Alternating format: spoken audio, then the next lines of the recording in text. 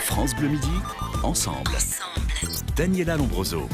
Norman fait des vidéos, François-Xavier de Maison et Pef sont vos invités aujourd'hui. Et on entre tout de suite dans le monde de Wally. On démarre en plus avec une bonne nouvelle, Walidia. Je m'y ferai jamais à ce jingle, jamais. C'est pas moi qui l'ai inventé. Wally. Ouais, bonne nouvelle, la grève de Radio France, c'est fini. Ça y est, c'est fini les vacances. Alors, on retourne au charbon, 28 jours de grève, de combat, de négociation.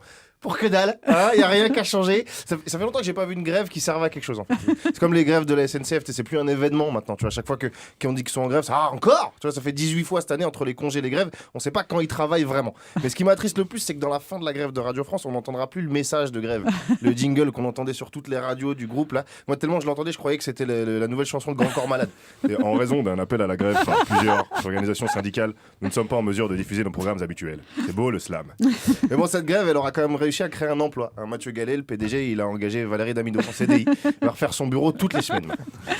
À part ça, des lois antiterroristes font débat en ce moment. Et ouais, il y a des lois antiterroristes qui intéressent peu les gens, finalement, en tout cas moins que The Voice, par exemple, parce que les gens, on leur dit qu'on va surveiller leur connexion Internet, qu'au moins de trucs suspects, on pourra mettre des micros, des caméras chez eux, mais ça ne dérange pas, même pas une petite grève, rien du tout. Moi, j'ai essayé d'expliquer le principe à mon petit frère. Je lui ai dit qu'en gros, la France, ça allait devenir un grand épisode de Secret Story.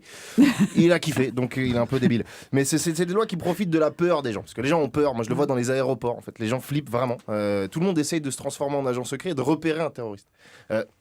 Tu trouves déjà pas ta porte d'embarquement. Pourquoi tu vas trouver un terroriste? Tu vas pas y arriver. Le pire, c'est que souvent, c'est quand ils voient un barbu en là-bas, ils se mettent à stresser. Mais c'est pas lui, le terroriste. Un terroriste, il va pas venir déguisé en terroriste.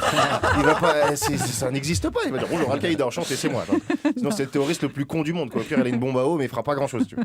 Les aéroports, c'est quand même de plus en plus stressant, non? C'est stressant. Moi, le moment le plus stressant, c'est quand tu passes le portique de sécurité. Tu sais que t'as rien sur toi, t'as pas mis une grenade dans ton slip en te levant, tu le sais.